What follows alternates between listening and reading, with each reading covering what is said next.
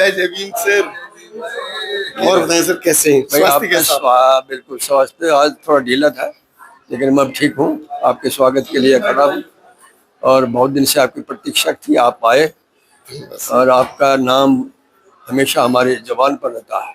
आप लोगों को देखने को मिलेगा कि इसी प्रांगण में जो कार्यक्रम आयोजित होगा और इस प्रांगण में सबसे पहले घुसते ही हमें अगर कुछ दिखाई देता है तो केवल और केवल बाबा साहब की प्रतिमा, डॉक्टर भीमराव अंबेडकर जी की प्रतिमा का अनावरण माननीय श्री कृपाल राम पूनिया जी के द्वारा आईएएस रिटायर्ड अधिकारी रहे और पूर्व मंत्री हरियाणा सरकार के रहे, उनके कर कमलों से हुआ। और उसके बाद अगर हमें दिखाई देता है तो ये भवन, जो विशाल भवन का प्रांगण, जो कि अपने आप में अलौकिक बिल्डिंग, जो कि हमें देखने को बहुत कम मिलती है। दिल्ली के अंदर भी हम ऐसी बिल्डिंग देखने को तरस जाते हैं। अगर कहीं कुछ ऐसा आयोजन अगर कहीं हो रहा है तो अपने आप में अनोखा आयोजन है। और यहाँ जो महिलाओं के जो आने से जो छवि दिखाई देती है कि इस एरिया की, वो बढ़ती है। किस तरीके से इस भवन के अंदर एंट्री करते हुए हमें अनुभव होता है सर। और बताएं सर कैसे हैं? भाई स्वास्थ्य कैसा? बिल्कुल स्वास्थ्य आज थोड़ा ढीला था, लेकिन मैं अब ठीक हूँ। आपके स्वागत के लिए खड़ा हूँ और बहुत दिन से आपकी प्रतीक्षा थी, आप आए और आपका नाम हमेशा हमारे जबान पर रहता है। हम शशि भूषण का और देखेंगे वो आज एक बहुत बड़े संगीतकार की जयंती भी है और ये उपकार का जो गाना था, उगले हीरे मोती गुलशन बावरा। अच्छा अच्छा गुलशन बावरा ने 250 गीत लिखे जी, गाए, लेकिन एक्टर नहीं था, एक्टिंग नहीं करी गई, उसको मना कर दिया था। और उपकार का गाना सबको सबकी जबान पर होता था किसी टाइम है। मेरी धरती उगले सोना उगले उगले हीरे मोती, ये उनका गाना था। आज उनकी जयंती है 12 अप्रैल को। हम उनको भी याद करते हैं। रावसी सीरीज में हम शशि भूषण को देखते हैं। शशि भूषण, मैं समझता हूँ कि उन्होंने बाबा साहब को, और भी वैसे तो अमर हैं वो, लेकिन जन जन तक पहुँचाने के लिए गीतों के द्वारा इनका बहुत बड़ा प्रयास रहा है। मैं ऐसे संगीतकार को मैं प्रणाम करता हूँ।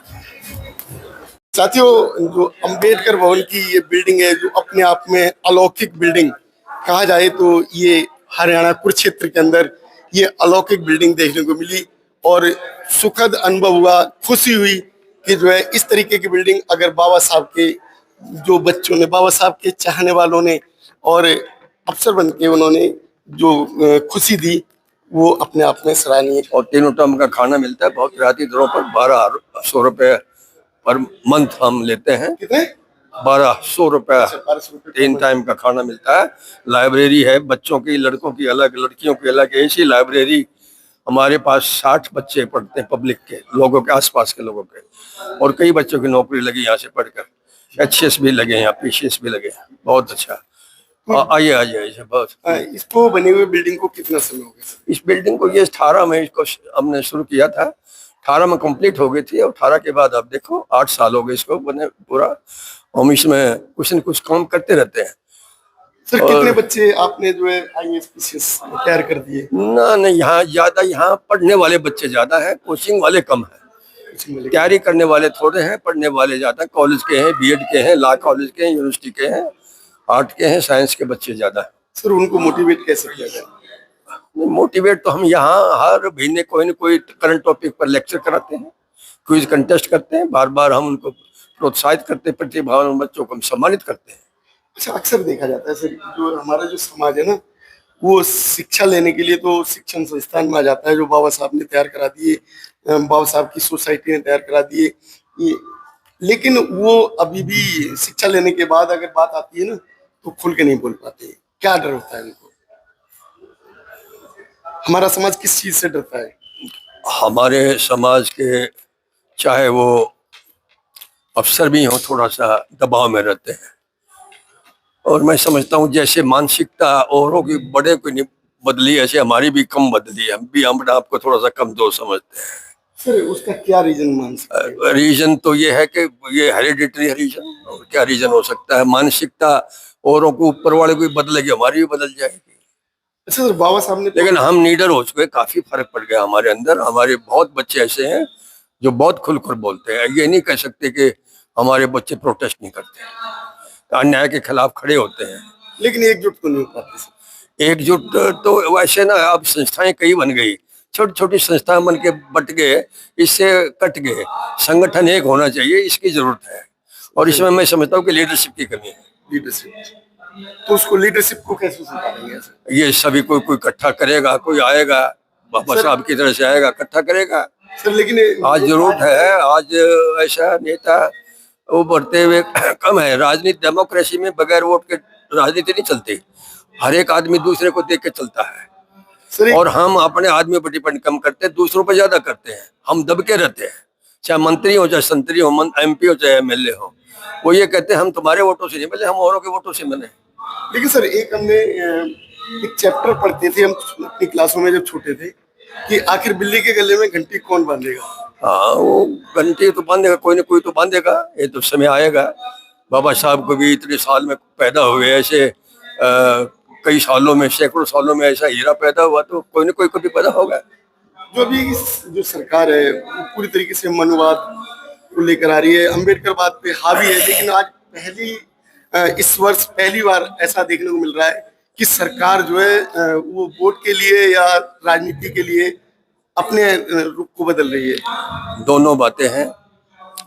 बाबा साहब का नारा था समता, स्वतंत्रता और भाईचारा, और इसी को लेकर कोई भी सरकार आएगी, किसी भी पार्टी आएगी, इस पर जोर देगी। और संविधान की ये आत्मा है, इसके बगैर काम नहीं चल सकता। बाबा साहब का नाम लेना पड़ेगा।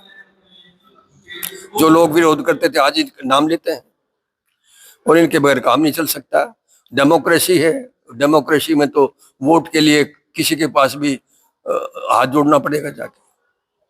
तो सर संदेश क्या देना चाहेंगे अपने संदेश ये है कि हमें निडर होना चाहिए, हर एक होना चाहिए, और अपने आप को काबिल बनाना चाहिए, योग्यता के रूप में भी और आर्थिक रूप से भी।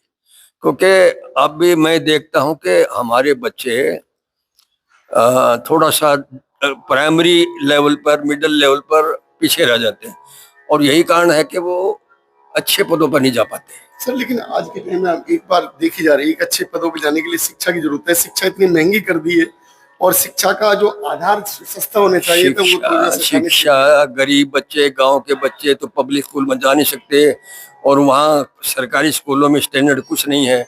और कोई सरकारी, जो शहरों में अच्छे हमारे जैसे लोग हैं, नौकरी पेशा वाले, उनके बच्चे थोड़ा सा पढ़ के आगे जा रहे हैं। गाँव के तो मैं कहता हूँ कि 10% बच्चे भी आगे नहीं आ रहे। लेकिन सर आपका जो समाज है ना, शिक्षित होने के बाद जो जॉब पा लेता है, समृद्ध हो जाता है, वो सेल्फिश हो जाता है। वो तो क्या था, हाँ उसमें कुछ है, लेकिन सभी नहीं है। आज लोग कुछ है, निस्वार्थ भाव से भी सेवा करते हैं। जैसे अपने बच्चों को ही केवल पढ़ाना चाहते हैं, अपने बच्चों को आगे बढ़ाना चाहते हैं, दूसरे बच्चे उनकी सीमाएं हैं, उनकी सीमाएं हैं। दो सवर्ण लोग हैं, ऊंचे लोग हैं, उनके तो प्रॉपर्टी है बाप दादा की, हमारे किसकी? यहाँ कोई रिटायर हो जाता है, पेंशन में अपने घर बैठ जाता है, उसकी न दुकान है, न सुकान है, न जमीन है, न कुछ है, वो घर बैठ जाता है, पेंशन से गुजारा करता है। और यदि बच्चे नहीं लगेंगे तो वही वही उसी लाइन में जाएगा जैसे शुरू में थे। ठीक सर। साथियों, अभी मैं कुरुक्षेत्र के अंदर, और सर जो है कि खुद IAS से रिटायर्ड हैं, और एक जो इतना बड़ा प्रांगण आज खड़ा किया है, तो सर के संघर्ष के कारण, उनकी कमेटी के संघर्ष के कारण ये खड़ा हुआ है। इस तरीके से संघर्ष अगर पूरे भारत में हो जाए तो परिवर्तन आना बहुत ज्यादा टाइम नहीं लगेगा, लेकिन सोच बदल देनी चाहिए। आप लोग क्या राय है और मेरा बताएं।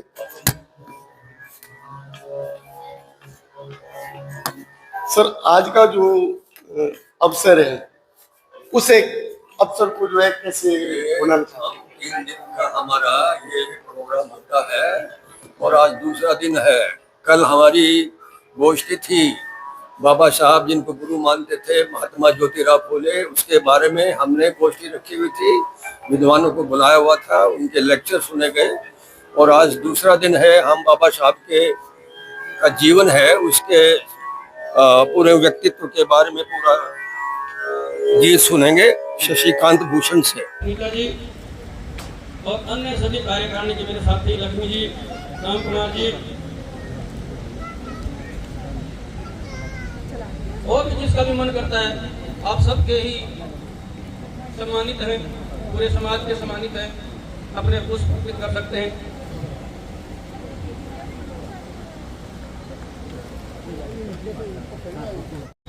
आ जाए, आप भी आगे आ जाए।